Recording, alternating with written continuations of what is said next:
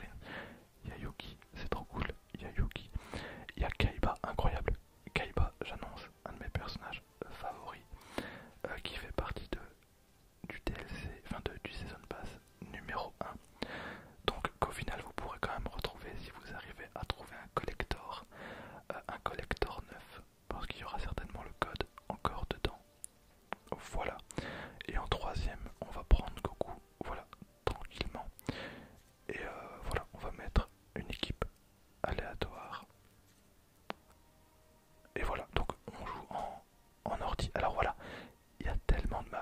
Donc la première Servin, la première Servin. Et ce sont des maps qui mélangent plusieurs univers. Donc on a New York, New York, New York.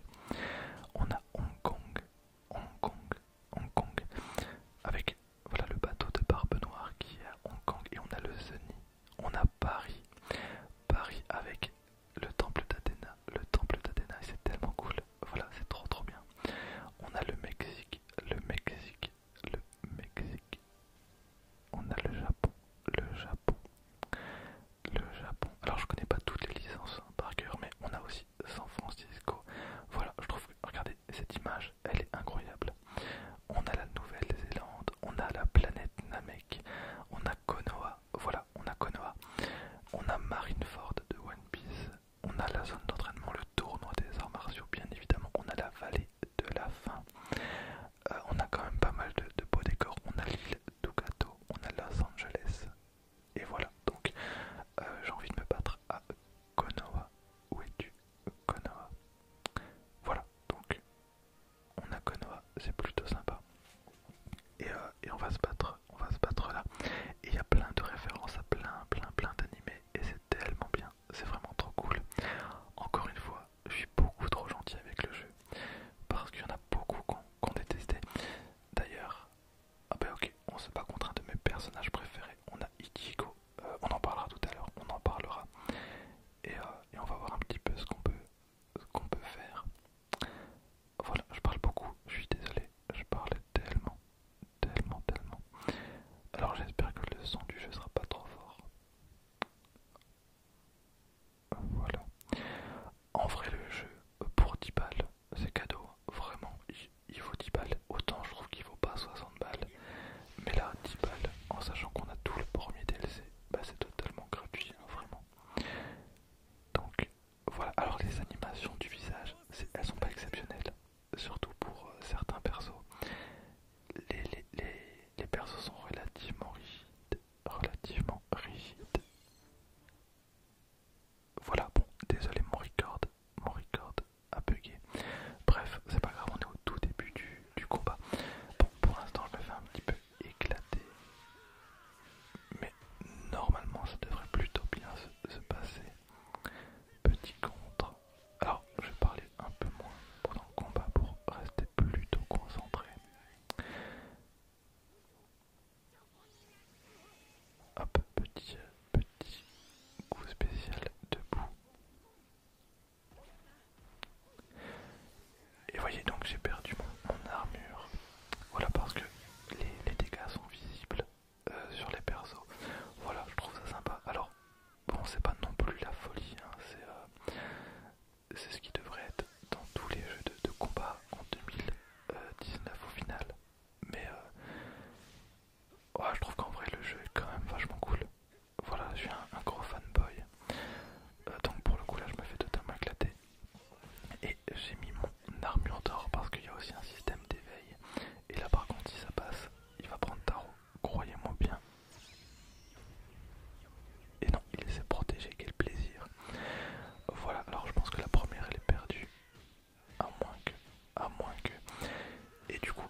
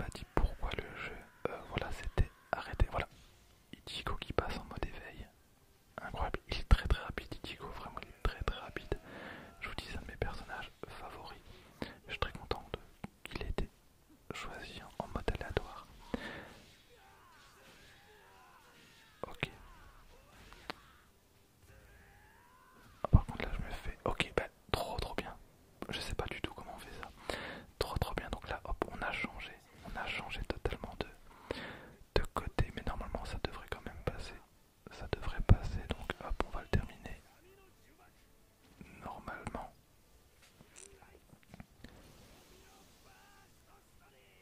Hop, au final, ça s'est joué au temps et j'ai gagné donc les 2 victoires. Voilà, on se retrouve maintenant dans la sélection des personnages. J'avais envie de débattre un petit peu avec vous de leur intérêt ou non dans le jeu. Pour commencer, donc on a le personnage que vous créez, donc en l'occurrence ici on a Tena. Je suis super content de moi, je trouve qu'il a un style incroyable. Sangoku, donc jusque là tout va bien. En vrai, le roster je le trouve plutôt cool. On a Vegeta, évidemment je pense que avec une licence comme Dragon Ball on était obligé de voir Vegeta. Pour Trunks, honnêtement, voilà, je sais qu'il y a beaucoup de fans de Trunks parmi vous. Moi je l'aurais peut-être pas forcément mis. On a Freezer, alors Freezer lui il est totalement inévitable. Voilà, je pense que c'est un petit peu le méchant emblématique de Dragon Ball. On a Piccolo, alors au début j'ai pas trop compris pourquoi ils ont mis Piccolo et au final, pour quelqu'un qui connaît pas trop Dragon Ball, bah, il connaît d'office Piccolo parce qu'il a un charisme, voilà, assez relatif, mais au final je peux totalement comprendre qu'il ait sa place dans le roster, même s'il n'est pas très important hein, dans l'histoire de Dragon Ball. On a Cell, donc le deuxième gros méchant on va dire de cet animé. On a Monkey D. Luffy, voilà Monkey D. Luffy, donc une évidence. Pareil pour Roronoa Zoro, je l'aurais totalement mis. Je pense que c'est inimaginable hein, de mettre une licence telle que One Piece sans mettre Zoro en personnage jouable. Par contre on a Sanji, je sais pas trop, voilà, je suis un peu plus team Roronoa Zoro, mais voilà. Par contre Barbe Noire, je comprends pas du tout. Il a pas beaucoup de charisme, voilà, je sais qu'il leur fallait des méchants, mais il y avait tellement mieux à faire que Barbe Noire, vraiment. Voilà, donc donnez-moi votre avis dans les commentaires. En plus, Barbe Noire qui a une crampe à la mâchoire, hein, vous l'avez vu. On a Boa Hancock, alors totalement du fanservice, évidemment, je pense que j'ai pas besoin de vous expliquer pourquoi ils ont mis Boa Hancock. Voilà, alors on a Sabo. Alors, moi j'aurais plutôt mis Ace, mais le jeu étant sorti en 2019, voilà, il surfait un peu sur l'actualité des jeux à ce moment-là et c'était totalement un peu la découverte de Sabo, donc je peux comprendre qu'il les ait pas mis Ace. Ils pouvaient pas mettre les deux. On a Naruto, on a Sasuke bien évidemment. Voilà, je pense que jusque là tout va bien. J'aurais jamais mis Kaguya, vraiment je pense que j'aurais mis Pain ou enfin j'aurais pas mis Kaguya, clairement pas, même si ça rajoute un personnage féminin. Kara je l'aurais pas mis non plus, je sais que c'est un personnage qui est très apprécié.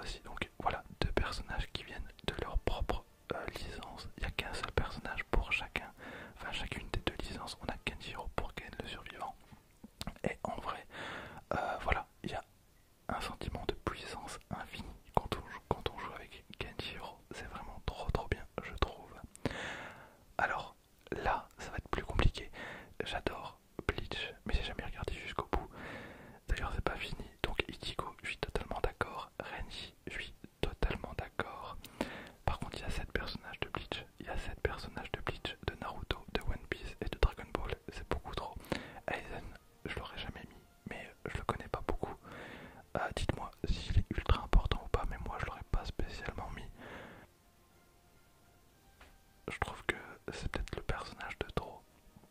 On a Rukia. Alors voilà, Rukia, c'est un personnage féminin, une épéiste à la limite. Vraiment, je pense qu'elle a totalement sa place. On a Gon. Alors, j'ai commencé Hunter x Hunter il y a quelques jours. Je suis à l'épisode 3 donc je peux pas trop juger, mais évidemment Gon.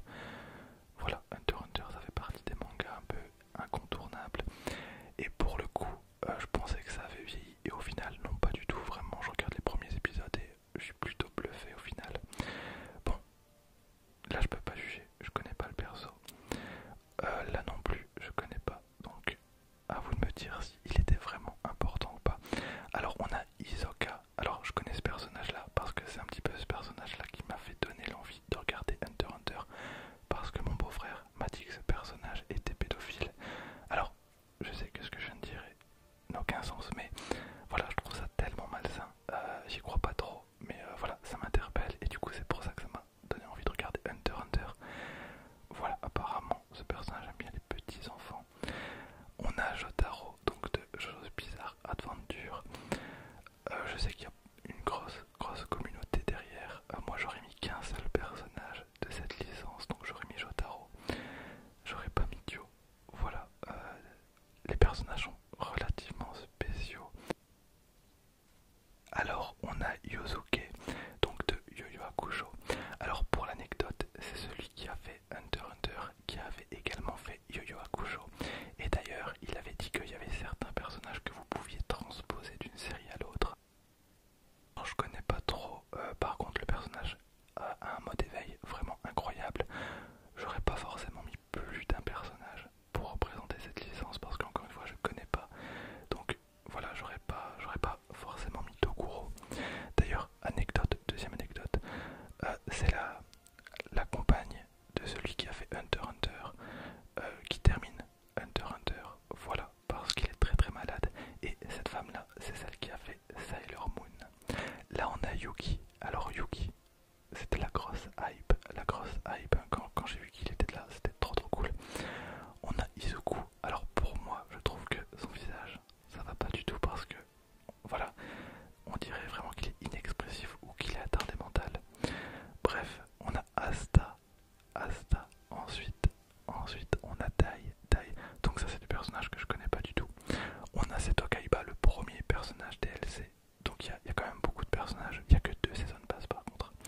Donc Seto Kaiba, j'annonce un de mes personnages vraiment de cœur. Biscuit Kruger, je la connais pas. On a All Might. Voilà une évidence. Je pense qu'un jeu de combat sans All Might. Voilà. D'ailleurs, notez qu'il n'y avait qu'un seul personnage de My Hero Academia dans le jeu de base. Et My Hero Academia a tellement pris de l'ampleur qu'ils en ont rajouté tellement par la suite, dont All Might. Alors Boo, je l'aurais jamais mis, en tout cas pas cette forme là, j'aurais mis Bouan ou alors Kid Boo, mais pas le Boo comme ça. Après, peut-être qu'ils l'ont rajouté parce qu'il leur fallait justement un personnage un peu de taille enveloppée pour changer un petit peu le roster, mais voilà, on a Katsuki. Bon, j'ai jamais vu My Hero Academia, je sais qu'il faut que je m'y mette, mais je connais ce personnage là, il est très charismatique, donc c'était un peu évident. On a Toshiro, donc un autre personnage de Bleach. Bon, il est cool, mais je trouve qu'il y a quand même beaucoup de personnages de Bleach, pour le coup vraiment. On a Madara. Alors, le seul truc qui me dérange, c'est qu'il soit en mode réincarné. Alors c'est qu'un détail, mais j'aurais bien voulu l'avoir en mode vivant, voilà.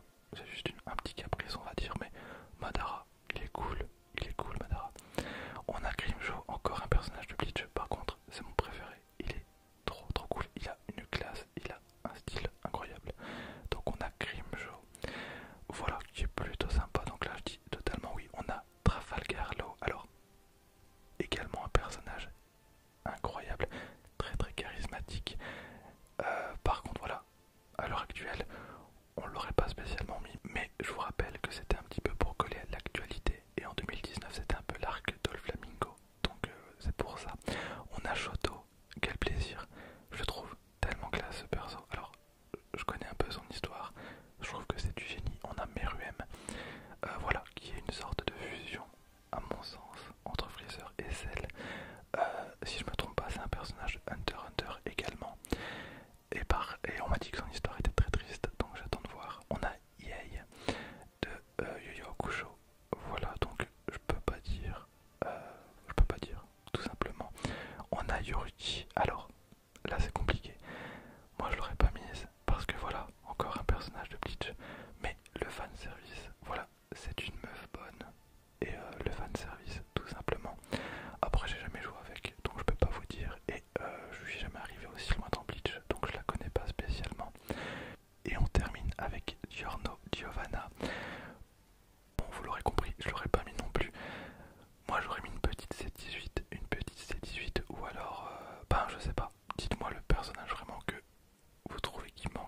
ce roster. On a évidemment donc les trois OG donc du jeu avec Kayn, donc personnage inventé. On a Galena, c'est une meuf bonne. On a Prometheus, le big boss du jeu. Donc je pense, j'ai pas fini le jeu, mais je pense que c'est une fusion entre Galena et Kayn. Voilà. Bon, à la limite, le principe du jeu c'est de faire son propre héros. Donc à la limite, pourquoi pas avoir un OG, mais 3 je trouve que c'est peut-être un petit peu beaucoup. Et on a évidemment le meilleur, l'incroyable, le magnifique Dena. Je suis plutôt content, vraiment. Je trouve que j'ai un charisme beaucoup trop puissant dans ce jeu. Voilà pour cette vidéo, j'espère vraiment qu'elle vous aura plu, qu'elle vous aura détendu. Alors, je vous l'ai dit pendant toute la vidéo, pourquoi le jeu s'arrête. C'est tout simplement un problème de licence. Vous avez vu, il y a beaucoup de licences différentes. Il y a même Death Note. Alors, voilà, Light n'est pas un personnage jouable, mais il a une importance dans l'histoire et ça rajoute une licence supplémentaire.